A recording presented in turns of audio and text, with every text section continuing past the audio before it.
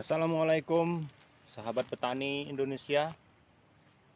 Masih bersama saya JKM Official, di mana kali ini saya akan membahas seputar perawatan kopi jenis klon Tugu Sari.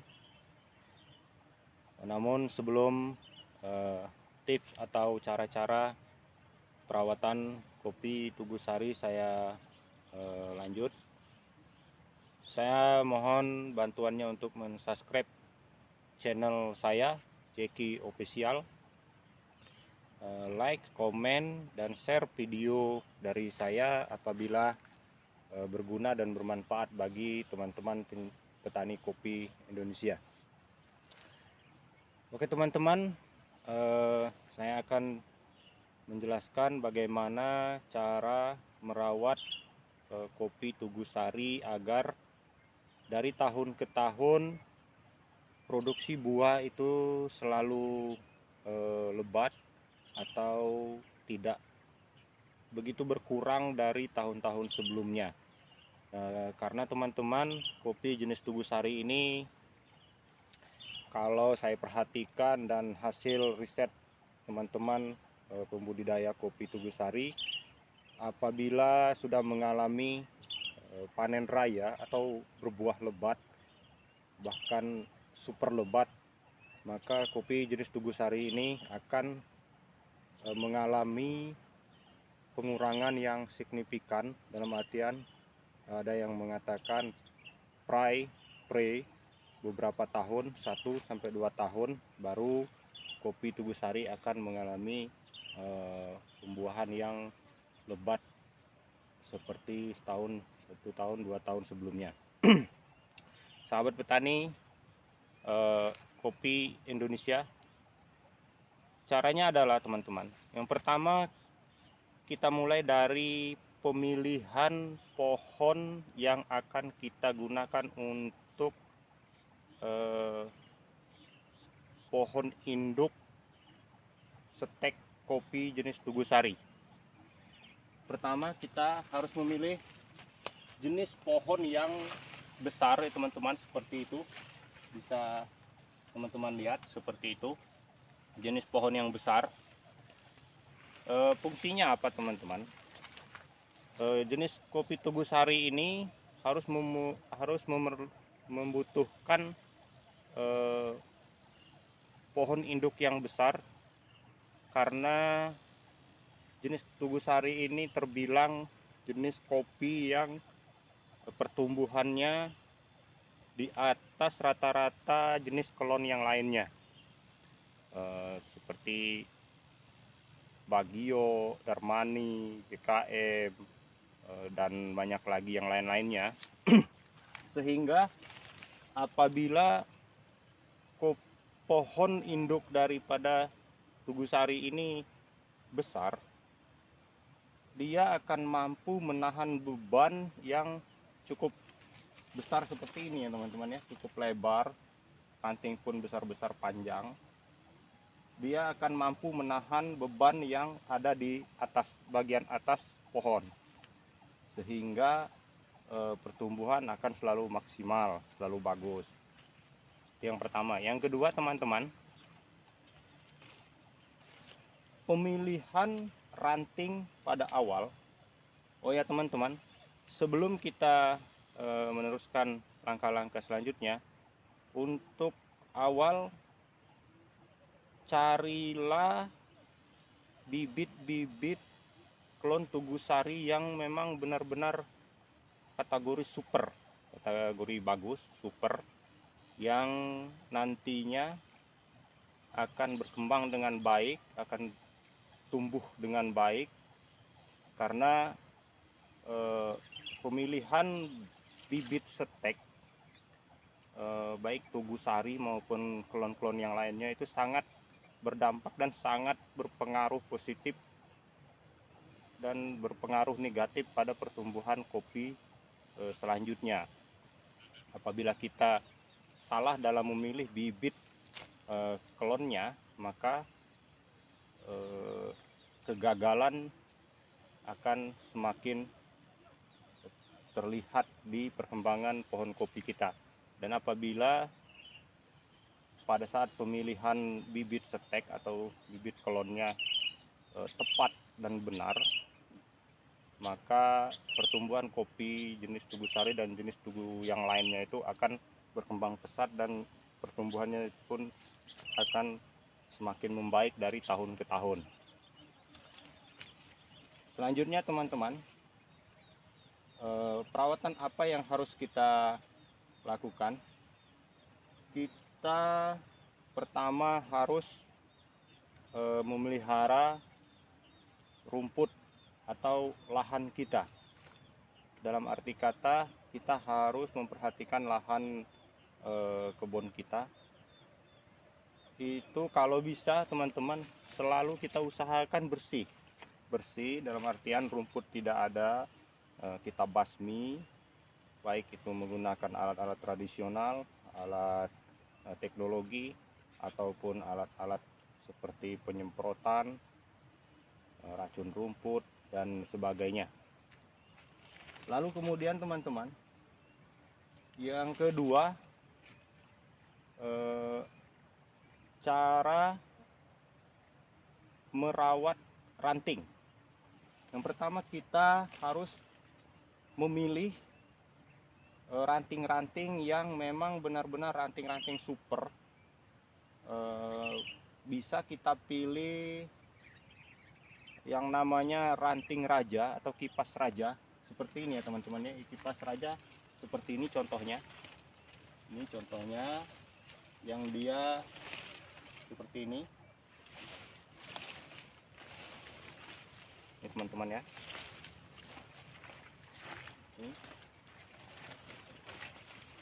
Ini kipas raja. Kipas raja.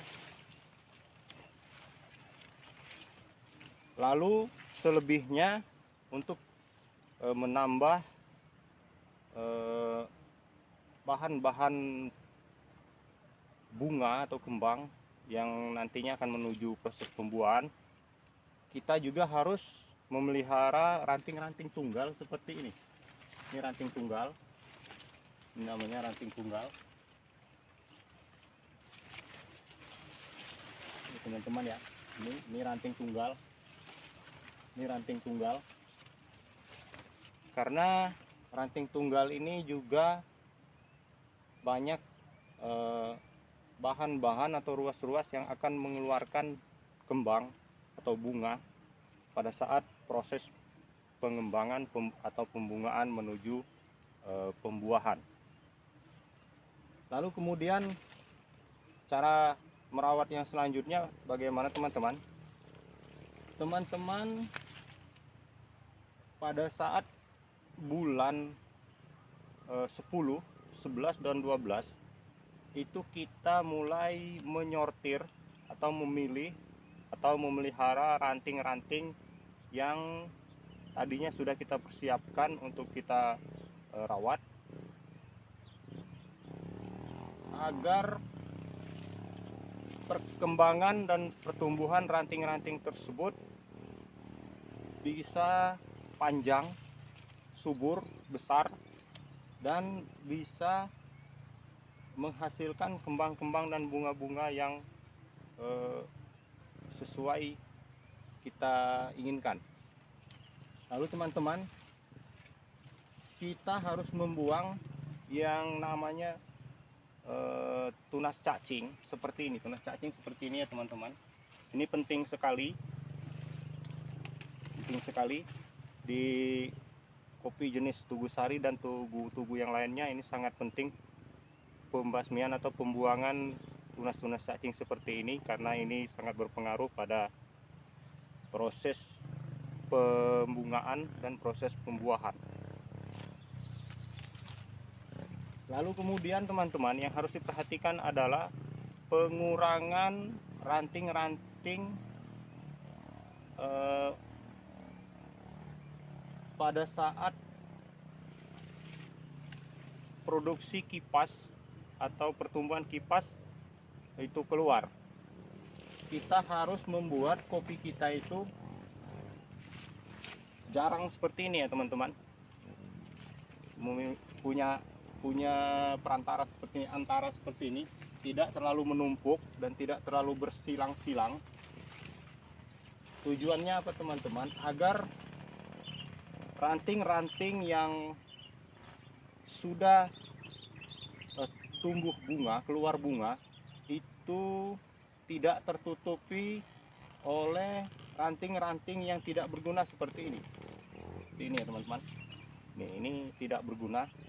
Karena kalau ini tidak kita kurangi, tidak kita buang, dia akan menutupi seperti ini. Dan efeknya bunga akan busuk sebelum proses pengguguran bunga itu selesai. Dan otomatis kalau busuk, otomatis tidak akan menjadi buah. Lalu kemudian teman-teman, apa yang selanjutnya harus kita lakukan?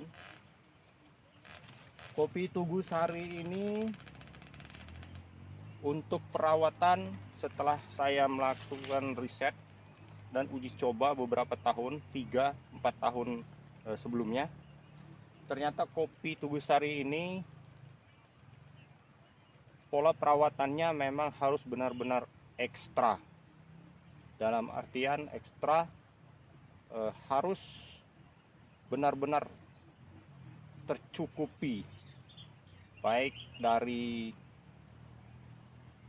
perawatan lahan, baik dari pemberian nutrisi pada pohon kopi, baik dari pembersihan tunas-tunas pohon, tunas batang, pembersihan tunas-tunas ranting yang tidak akan produksi, pembersihan tunas-tunas cacing yang memang sangat mengganggu perkembangan kopi, baik dari proses pemanjangan ranting, proses pembungaan, dan proses pembuahan.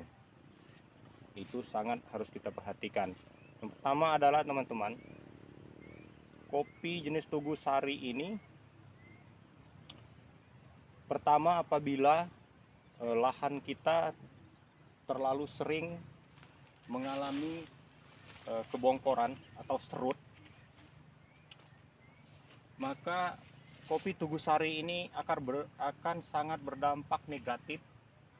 Salah satunya adalah ranting menjadi pendek dan akan cepat sekali menguning, serta ranting-ranting yang memendek itu akan mengeras dan dampaknya akan sulit sekali untuk mengeluarkan ranting-ranting baru atau kipas-kipas baru pasca kita panen raya, pasca kita musim kopi. Lalu kemudian teman-teman, yang kedua yang kedua adalah pemberian nutrisi pada pohon kopi. Misalnya pupuk, baik pupuk kimia ataupun pupuk organik. Menurut saya, setelah melakukan riset pada kopi Tugu Sari beberapa tahun belakang, itu sangat berpengaruh besar dan berefek plus minus pada pohon kopi Tugu Sari. Misalnya teman-teman, apabila kopi jenis Tugu Sari ini tidak tercukupi nutrisinya, katakanlah pupuk pada kopi Tugu Sari itu kurang, atau bahkan sangat kurang, atau bahkan tidak sama sekali kita pupuk, tidak sama sekali kita kasih nutrisi, bahasa lainnya tidak kita kasih makanan, maka dampak negatifnya akan terasa sekali. Yang pertama, kopi akan cepat menguning, ranting akan menjadi pendek dan mengeras, lalu sangat sulit dan atau sangat minim untuk mengeluarkan ranting-ranting baru atau kipas-kipas baru yang akan produksi tahun selanjutnya pasca kita panen kopi atau musim kopi atau panen raya. Lalu kemudian teman-teman, itu tadi negatif daripada kopi Tugusari, atau katakan minus dari kopi jenis Tugusari. Namun kopi Tugusari ini ada plusnya, ada bagusnya, yaitu teman-teman, kopi Tugusari ini apabila kita rawat secara benar dan tepat, dalam artian semua aspek terpenuhi, baik itu pengerjaan lahan, baik itu pemberian nutrisi, perawatan yang berkala, maka kopi jenis Tugusari ini akan menghasilkan bunga dan buah yang sangat-sangat super lebat. Bahkan dalam satu batang kopi itu, menurut hasil penelitian, hasil terjun langsung di kebun-kebun para petani di Lampung, khususnya di daerah saya sendiri, itu bisa menghasilkan dalam per pohonnya itu 3 kg bahkan lebih, dan ada pula yang mencapai 1 karung, katakanlah karung Orea, karung bekas pupuk Orea, dan bahkan ada juga yang mencapai 1 karung kompet. Kalau di sini dikatakan karung ayam. Itu teman-teman bisa bayangkan berapa jumlah kilonya. Kalau 1 karung kompet itu rata-rata bisa menghasilkan 14 sampai 15 kg ya teman-teman, dalam satu pohon kopi jenis Tugusari. Namun yang benar-benar sudah jadi, harus benar-benar yang sudah rimbun seperti ini. Dan ini teman-teman, saya perkirakan bisa menghasilkan kurang lebih 3 kg. Namun kita tidak usah terlalu muluk-muluk, kita usahakan saja bagaimana caranya kopi kita menghasilkan 2 sampai 3 kg dalam per satu batang. Apabila kita memiliki kebun dengan jumlah 1000 batang, maka kita kalikan saja 1000 kali 3 kg, kurang lebih kita akan menghasilkan 3000 kg atau 3 ton biji kopi. Lalu teman-teman, yang selanjutnya, plus atau positifnya dari memelihara atau berkebun jenis klon Tugusari ini, kopi Tugusari ini apabila kita rawat dengan benar dan tepat dari segala aspek yang dibutuhkan oleh pohon kopi, maka tahun-tahun selanjutnya akan kembali produksi, kembali berbuah lebat seperti tahun-tahun sebelumnya. Lalu kemudian teman-teman, perlu diperhatikan, banyak yang mengatakan bahwa kopi Tugusari itu mengalami pre atau selang waktu untuk berbuah lebat setelah atau pasca panen raya, pasca berbuah lebat. Itu memang sebagian ada teman-teman ya. Namun kalau kita perhatikan, memang yang sangat berdampak pada kopi Tugusari ini adalah cuaca. Cuaca yaitu dimana apabila pada saat proses pembungaan itu kita menerima atau mendapatkan cuaca yang benar-benar panas atau katakan kemarau, maka kopi jenis Tugusari ini akan di atas 75% kembang-kembang tersebut jadi buah.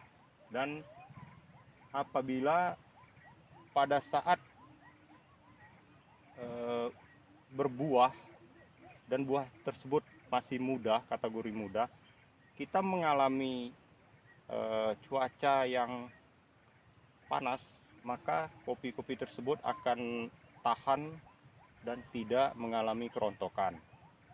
Namun sebaliknya, apabila cuaca ekstrim atau cuaca memang sangat ekstrim, misalnya musimnya musim penghujan yang berminggu-minggu, berbulan-bulan, bahkan siang dan malam, maka kopi jenis Tugusari ini akan sangat rentan sekali mengalami kebusukan pada saat proses pembungaan. Dan otomatis apabila terjadi pembusukan sebelum bunga gugur, proses menuju pembuahan itu akan gagal.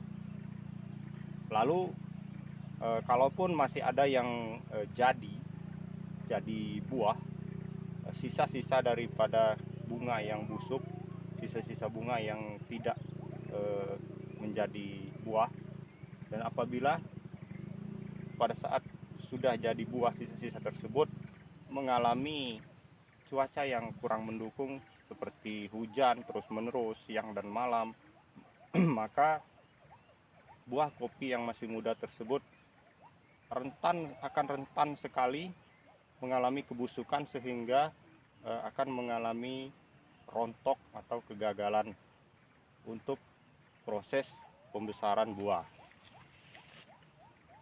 Oke teman-teman, mungkin hanya itu saja yang dapat saya sampaikan, mengupas tentang bagaimana cara-cara merawat kopi jenis Tugusari. Mungkin teman-teman juga ada pengalaman yang lebih dari saya, atau mungkin pengalaman yang memang benar-benar sudah teruji, silahkan dilanjutkan. Dan apabila memang untuk para pemula, petani pemula yang mungkin belum begitu mengerti tentang cara merawat kopi jenis Tugusari, belum mengerti tentang plus minusnya kopi jenis Tugusari, silahkan menonton video-video dari saya. Semoga menginspirasi para penonton, para sahabat petani kopi di Indonesia. Dan selanjutnya saya akan membahas beberapa jenis klon, beberapa jenis kopi, di antaranya Tugusari, Tugu Bagio, Tugu Darmani, Tugu Lebar, Tugu JKM, dan Tugu Hijau, Tugu Biru, Simanis, Arsat, dan masih banyak lagi yang lain-lainnya ya teman-teman. Nanti kita akan bikinkan video di masing-masing jenis kopi, jenis klonnya, satu persatu. Semoga video tersebut nanti menginspirasi para teman-teman petani Indonesia, khususnya petani kopi. Lalu teman-teman, ini contoh kopi yang saya rawat mulai dari bulan 10, 11, 12 tahun 2021, dan tahun 2022 hasilnya begini ya teman-teman. Alhamdulillah sangat memuaskan.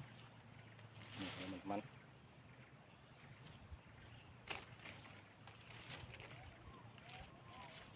Oke teman-teman, sekian saja dari saya, semoga bermanfaat.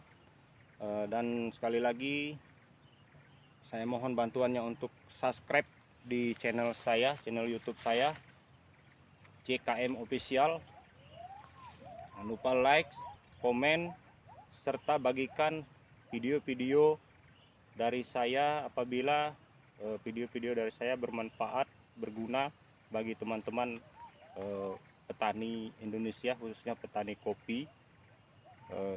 Dan jangan lupa aktifkan lonceng notifikasi di channel YouTube saya agar teman-teman dapat mengikuti atau dapat mendapatkan notifikasi dari video-video terbaru saya, di mana channel saya akan mengupas seputar pertanian, di mana di dalamnya terdapat jenis kopi, jenis tanaman-tanaman sayuran, dan jenis tanaman-tanaman yang lainnya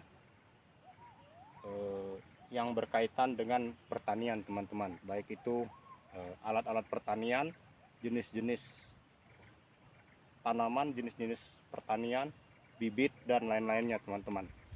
Oke, sekian dari saya, JKM Official. Wassalamualaikum warahmatullahi wabarakatuh. Salam petani Indonesia, salam petani kopi Indonesia, salam petani kopi Setek Lampung, salam petani semua petani, jenis petani. Salam sejahtera dan salam hormat dari saya, JKM Official. Wassalam.